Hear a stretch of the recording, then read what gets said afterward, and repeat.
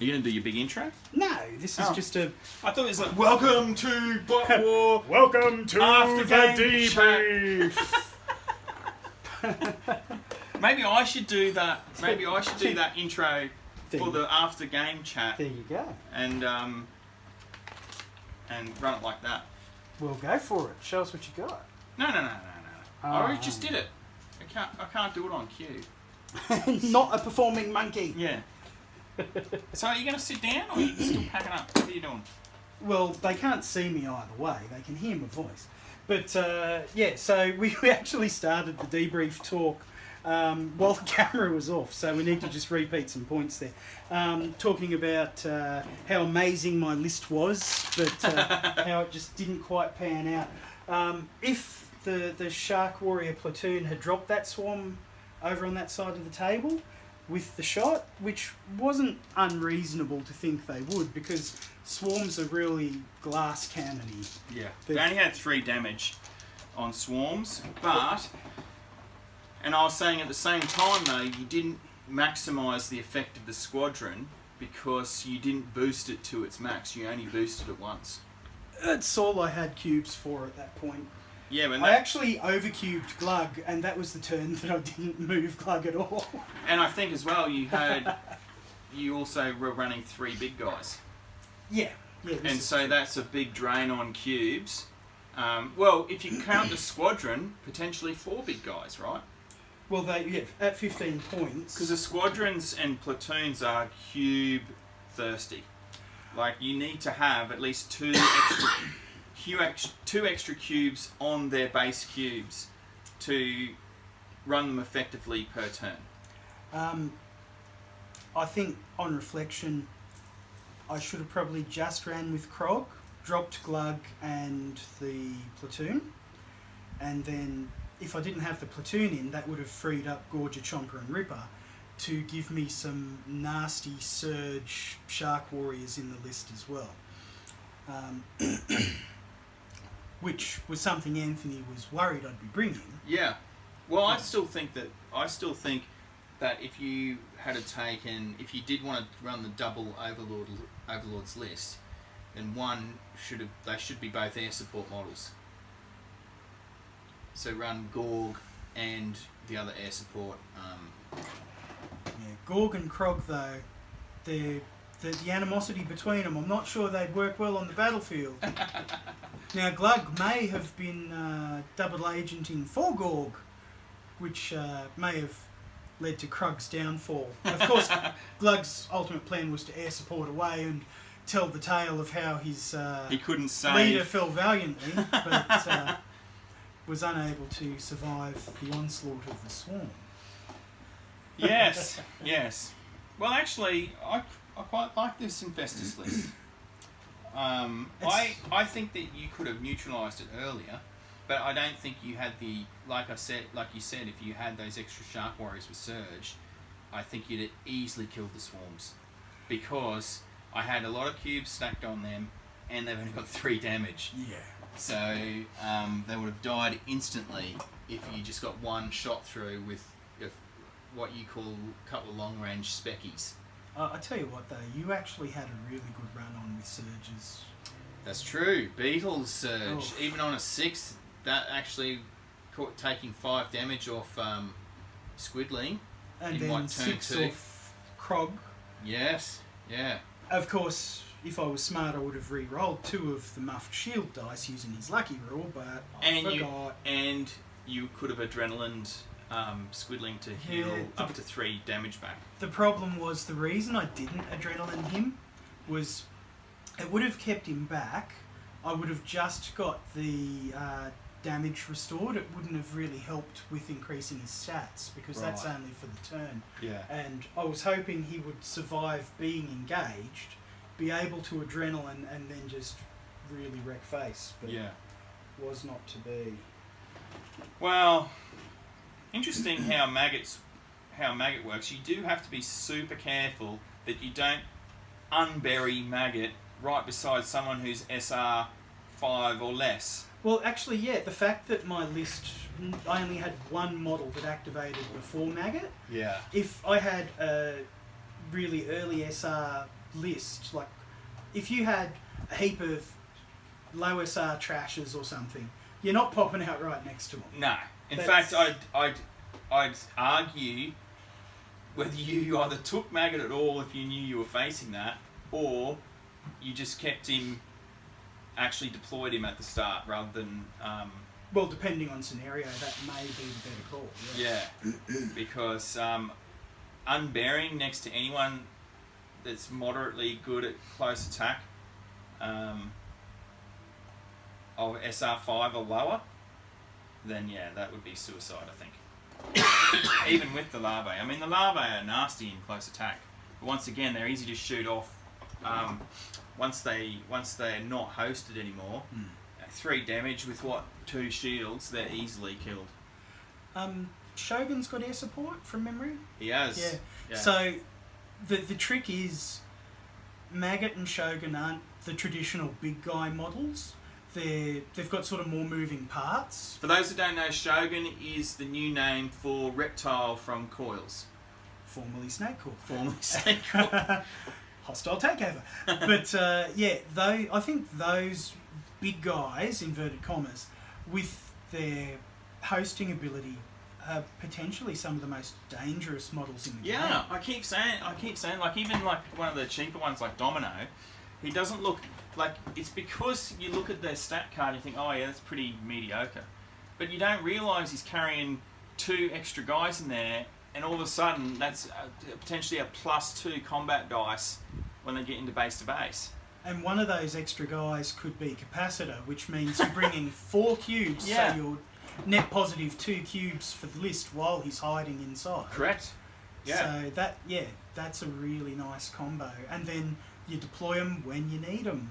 You're not in any danger, and then all of a sudden they're just ripping things apart. Yeah. Even like the poorest close attack little guys, they're adding an extra close attack if you're already in base to base with someone else. And like, I think there's a few, probably it was last year now, where we played where Reptile and like 3 crawlers they were brought down brutal. Leviathan. They were brutal. Like, yeah, this is like, once you get to like the 3rd guy in combat, you're adding +3 dice to your close attack.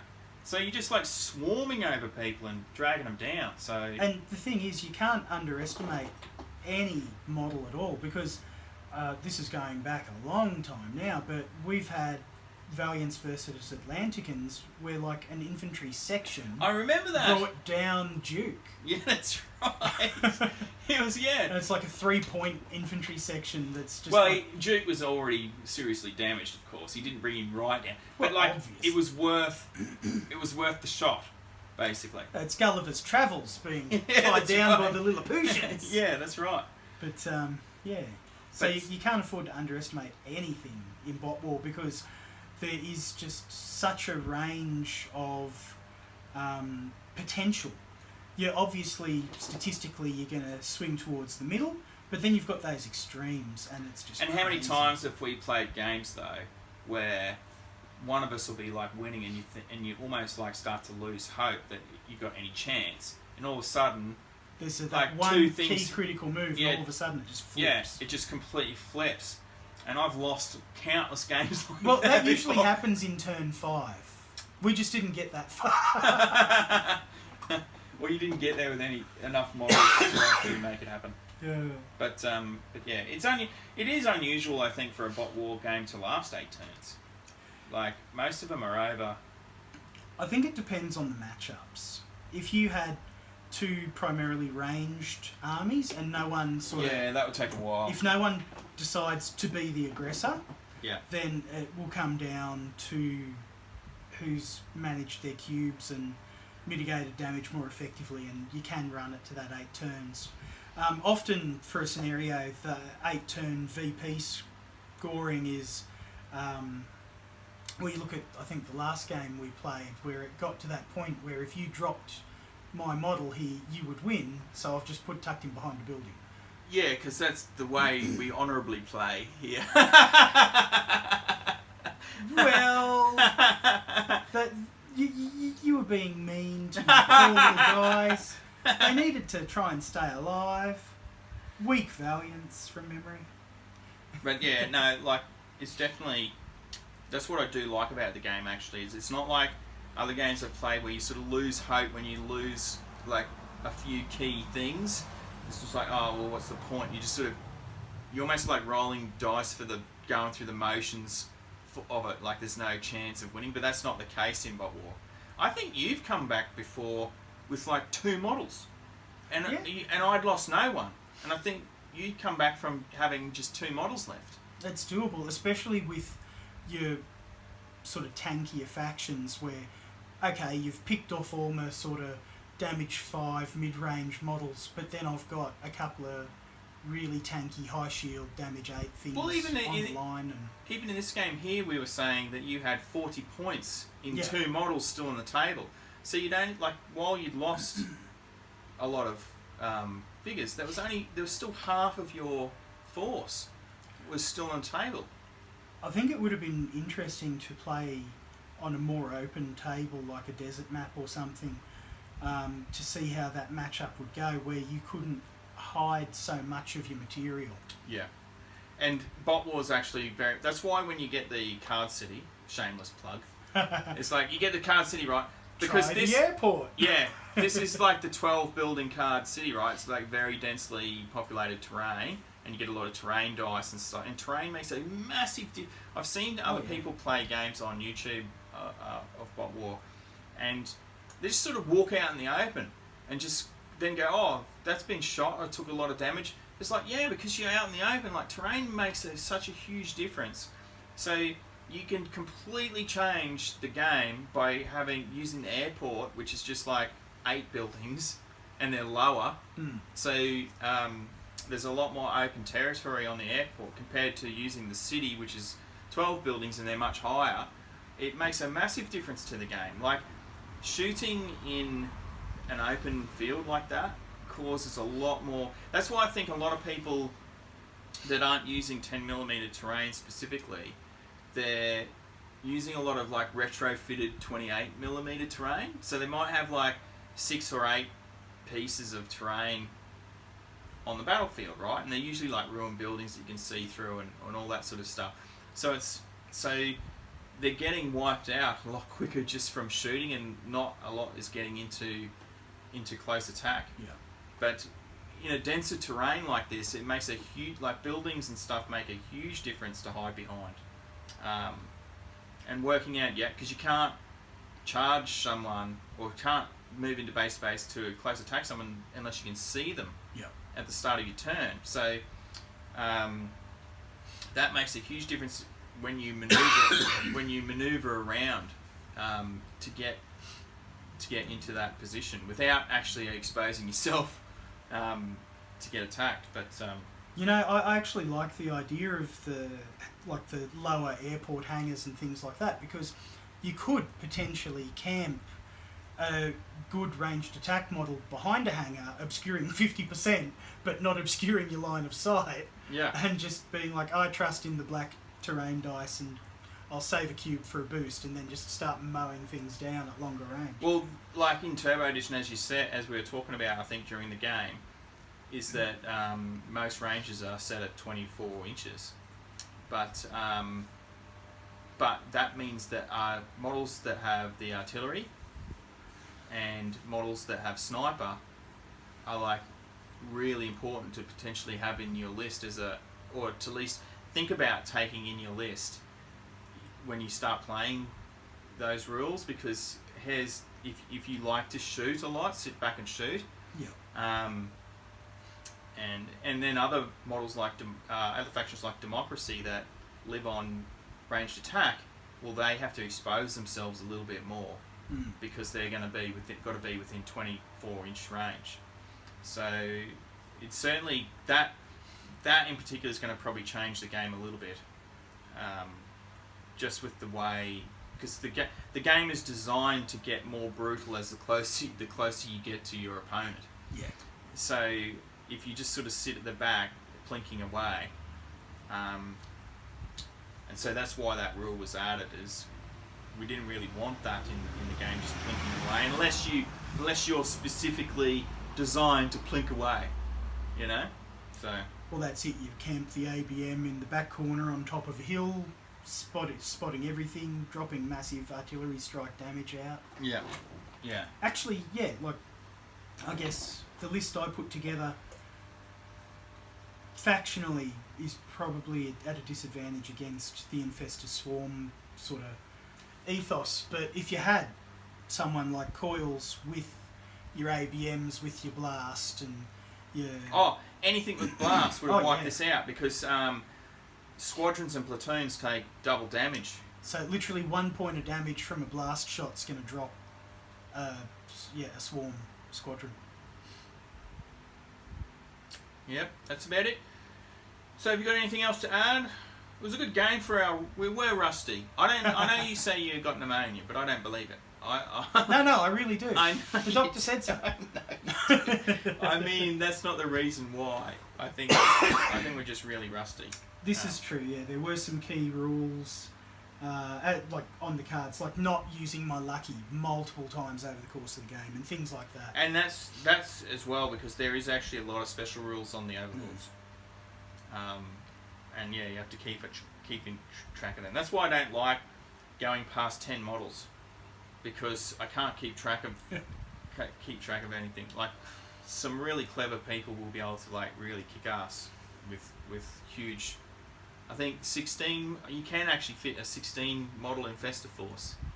I think there's a couple of factions you can get sort of up around that 15 model mark. Yeah. If you just take all, like, I'm pretty sure you could squeeze out 15 models out of Valiance if you took all the things that are under 10 points. Oh, maybe. Yeah, I'm pretty sure.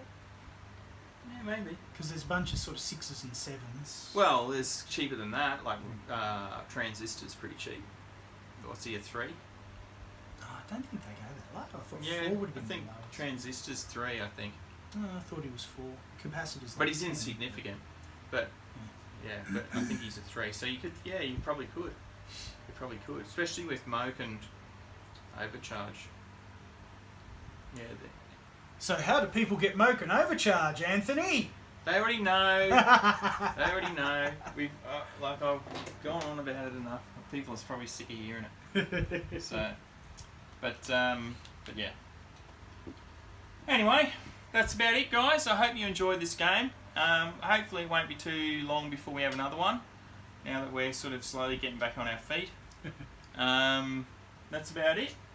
Looking forward to 1st of April for the Big Trashers pre-order release. Got to plug that. Oh yeah. That'll be a good one. So actually, having seen the renders and having an indication of size, You've seen more than the renders. How is Trashosaur going to measure up compared to, like, size and scale wise, compared to, say, Leviathan? He's 13 centimetres, I think. So I think Leviathan is 13 centimetres with the guns on his shoulders. But also, Trashosaur's got a great big tail hanging off the back of him. So yeah, well, that's not counting his height. But bulk wise, he's still gonna. I think he's gonna go over the 100mm base size. So he's probably going to be the biggest, bulkiest model released until Destroyer. The new Destroyer. The new Destroyer, correct. Yep. Although I think the new Destroyer is probably going to be more top, like Trashosaur's obviously bottom heavy because of the tail and stuff like that, and this little tiny arms of it is like less on top. But I think Destroyer will be the opposite. So Destroyer will have huge arms and one made out of a big giant rock hammer. And oh look, I'll just proxy my own Destroyer. I'll go in the garden and stack some rocks. It's not going to be like that. Yeah, no, it's going to be pretty good. And then Volcano, hopefully by the end of the year. That'll be interesting. So I feel like there's some factions that are missing out on having a big guy option. Well, if we do get Volcano, no, most of them, half of them will have a big guy option. So you'll have 2 Deceivers. Deceivers, yeah. Well, the Infesters have sort of got a big guy option with the Queen, right? And then you're going to have 2 Deceivers with Volcano and Destroyer. And then you've got Trashosaur and then Leviathan, and then you might have an air one for Valiance, and then you got Conspiracy for Coils. So that'll be the Coils Fortress. Yeah, old form. Yeah. Yeah. So there'll be some. This year's big guy year. This is I feel like the Red Star just need to go bigger. What's bigger than a Bronto Borg? I think the only model planned for Red Star is the. I don't know how to say it. Triceraborg, Fair enough. which is just a ram attack sort of tank. Hey, more cyborg dinosaurs. Yeah, Triceraborg. That's the only one planned for Red Star at the moment. I can't wait until the Boffins working for the democracy see what's happening with the spirits possessing things, and then they start thinking, how can we funnily enough, replicate and retrofit this technology? Well, funnily enough, I did actually think that the air god should be democracy. So My poor Valiants aren't getting much love then. Yeah, but I don't know. I reckon democracy. They've got the Star Labs. They've got some good. No, but it's not about that, right? The scientists. gods come from the ether, and they. Yeah, I know they do, but there's a finite number of them. I think the democracy have got the nous about them to come up with something. You know, where's the giant combined mecha pilots? Well, the original plan was that air was going to be Valiance, and that democracy would get a battle fortress, which, like the Coils Fortress, but it's like a flat fortress with guns and stuff like that that could actually alt form into a giant robot. But at this stage, it's not on the plans at the moment. Well, I'm not naming any potential 80s inspirations, but there's plenty of options out there that the democracy could be coming up with. Yes, I know. Anyway, with that chat, I don't even know how to edit that off. Anyway, I hope you enjoyed the game, guys. Hope you enjoyed the post-game chat. Please throw in the comments any questions, or join the Facebook group for Bot War, and I'll post this video on there as well, so you guys can comment on the Facebook for this video. Thanks, guys. Bye. Bye.